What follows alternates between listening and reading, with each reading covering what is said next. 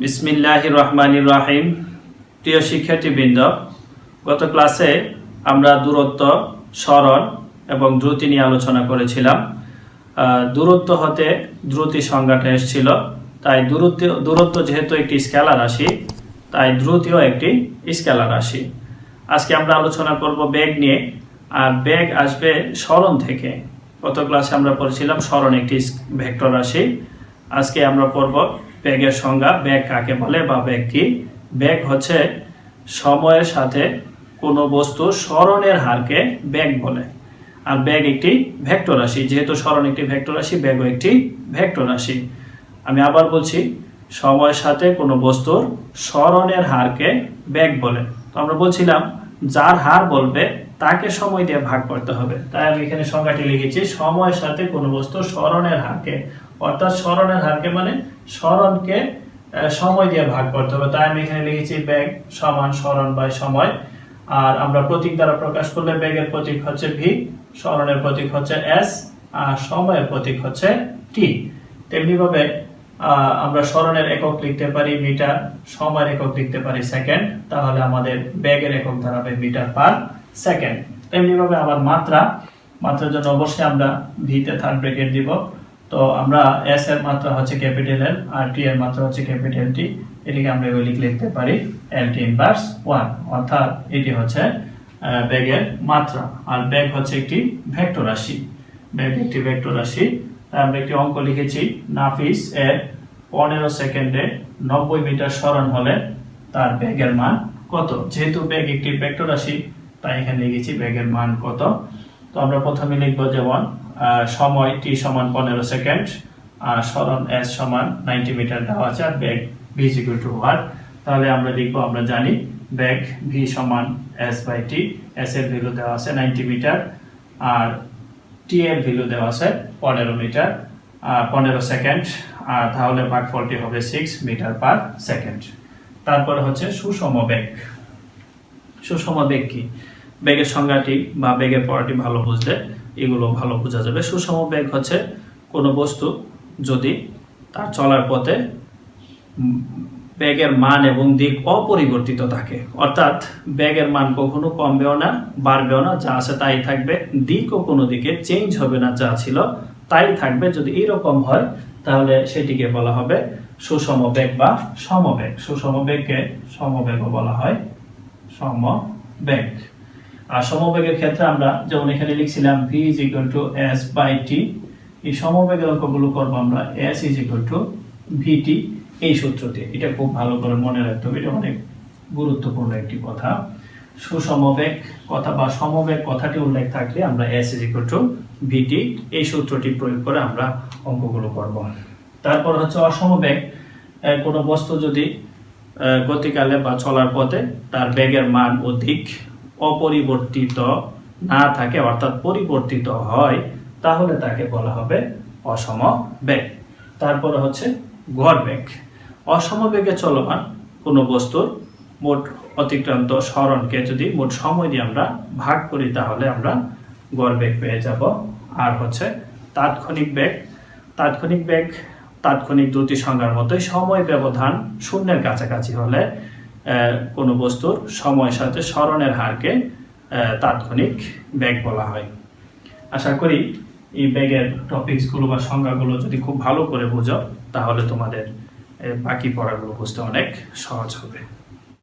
আমরা পড়ছিলাম প্রথমে সরণ, সরণ থেকে পড়লাম বেগ।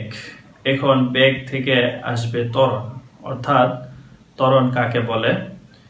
কোনো বস্তুর সময়ের সাথে বেগের পরিবর্তনের হারকে ত্বরণ বলে। তাহলে আমি একটি সংজ্ঞা লিখেছি, দেখো, ত্বরণ সময়ের সাথে কোনো বস্তুর বেগের পরিবর্তনের হারকে, যার হারকে বলবে তাকে সময় দিয়ে ভাগ করতে হবে, তাই না? ত্বরণ বলে প্রতীক এ। যেহেতু ত্বরণের ইংরেজি অ্যাক্সিলারেশন, তাই একে স্মল এ দিয়ে প্রকাশ করা হয়। এখানে আমি একটি চিত্র এঁকেছি, দেখো। মনে করি একটি বস্তু এ অবস্থানে আছে, সে একটি বেগ নিয়ে টি সময় পর বি বিন্দুতে পৌঁছালো। তাহলে এ অবস্থানে যখন ছিল তখন তার যে বেগটি, সেই বেগটিকে আমরা বলবো শুরু বেগ, আর এখানে আমরা এটা শুরু বেগ না বলে বলবো আদি বেগ। আর যাত্রা শেষে তার সময় যখন সে বি বিন্দুতে পৌঁছালো তখন তার বেগ ছিল, শেষ বেগ ছিল ভি। এটিকে আমরা ভি দ্বারা প্রকাশ করব। তোমাকে দুইটা বিষয় মনে রাখতে হবে, আদি বেগকে আমরা ইউ দ্বারা প্রকাশ করব আর শেষ বেগকে আমরা বি দ্বারা প্রকাশ করব। আদি বেগ এবং শেষ বেগ দুটি হচ্ছে বেগ। তাহলে আমরা যদি বেগের পরিবর্তনটা বের করি, যে প্রথমে কতটুকু ছিল বা শেষে কতটুকু ছিল তার পরিবর্তন, সেই পরিবর্তন বের করার জন্য তোমরা জানো আমরা সব সময় শেষটি থেকে প্রথমটি বিয়োগ করব। তাহলে আমরা লিখব টি সময়ে বেগের পরিবর্তন ভি মাইনাস ইউ। টি সময়ে বেগের পরিবর্তন ভি, অর্থাৎ শেষ বেগ বিয়োগ আদি বেগ। সুতরাং একক সময়ে বেগের পরিবর্তনের হার, এই যে ভালো করে খেয়াল করো, বেগের পরিবর্তনের হার কার হার? বেগের পরিবর্তনের হার। তাহলে বেগের পরিবর্তন হচ্ছে ভি মাইনাস ইউ, আর হার মানে সময় দিয়ে ভাগ। যেহেতু এখানে বেগের পরিবর্তনের হার বলছে তাই সময় দিয়ে। আর আমরা একটু আগে সংজ্ঞা পড়ছিলাম বেগের পরিবর্তনের হারকে ত্বরণ বলে। তাহলে আমরা লিখতে পারি ত্বরণ, এটি হচ্ছে আমাদের ত্বরণ, অর্থাৎ এটি হচ্ছে স্মল এ অ্যাক্সিলারেশন। ত্বরণ এ সমান V minus you by T. এই হচ্ছে আমাদের ত্বরণের গাণিতিক ইকুয়েশন। এখন আমরা এটি থেকে একক মাত্রা বের করব। তার জন্য আমরা এখানে লিখব ত্বরণ সমান বেগ বাই সময়। আমরা বেগ থেকে যদি বেগ বিয়োগ করি তাহলে বেগই পাবো, তাই আমরা লিখতে পারি ত্বরণ সমান বেগ বাই সময়। আর বেগকে লিখতে পারি সরণ বাই সময়, আর এখানে সময়, আমরা সময় নিচে মনে মনে 1 আছে, তাই এটিকে যদি আমরা লিখি এভাবে সরণ বাই সময় ইন্টু 1 বাই সময়, তাহলে এটা উল্টে যাবে। তাহলে সরণ আছে উপরে আর নিচে দুটি সময় মিলে হয়ে যাবে সময় স্কয়ার। আমরা একক লেখার জন্য দেখো, সরণের একক তোমরা জানো মিটার আর সময়ের একক তোমরা জানো সেকেন্ড। তাহলে সময়ের উপরে যেহেতু স্কয়ার আছে তাই এই সেকেন্ডের উপরে কি হবে? স্কয়ার হবে। তাহলে আমরা এটিকে লিখতে পারি মিটার পার সেকেন্ড স্কয়ার, অথবা ms ইনভার্স 2 যাই বলো। মাত্রা এবার লিখবো, তোমরা জানো সরণের মাত্রা হচ্ছে ক্যাপিটাল L আর সময়ের মাত্রা হচ্ছে ক্যাপিটাল T। তাহলে যেহেতু সময়ের উপর স্কয়ার তাই টি এর উপরও কি হবে? স্কয়ার হবে। আর এখানে এটি লিখলে হয়ে যাবে lt ইনভার্স 2। এটি হচ্ছে আমাদের ত্বরণের মাত্রা। আশা করি বিষয়টি ক্লিয়ার হয়েছে।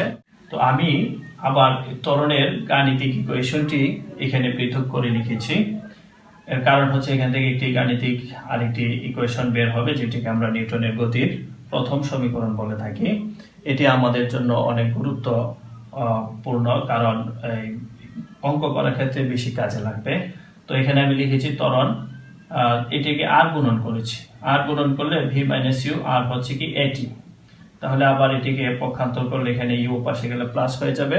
আর এটি হচ্ছে নিউটনের গতির প্রথম সমীকরণ। আমাদের অঙ্কের ক্ষেত্রে এই সমীকরণটি খুব বেশি কাজে লাগবে, তাই এটি খুব ভালো করে মনে রাখতে হবে। এখন আমাদের এটা একটু বর্ধিত আলোচনা। বলতেছি কি, কোনো বস্তু যখন স্থির অবস্থা থেকে যাত্রা শুরু করে, স্থির অবস্থা থেকে যাত্রা শুরু করলে তার আদিবেগ 0 হবে। তো আদিবেগ যদি 0 বসাই তাহলে উপরের সমীকরণটি পাইতেছি আমরা, দেখো b is equal two at। আবার এখন এই a কে যদি আমরা সুষম ধরে নেই, a সুষম বা ত্বরণ যদি সুষম, অর্থাৎ বেগ প্রতি ক্ষেত্রে যদি সমান হারে বৃদ্ধি পায় তখন তার ত্বরণকে বলা হবে সুষম ত্বরণ।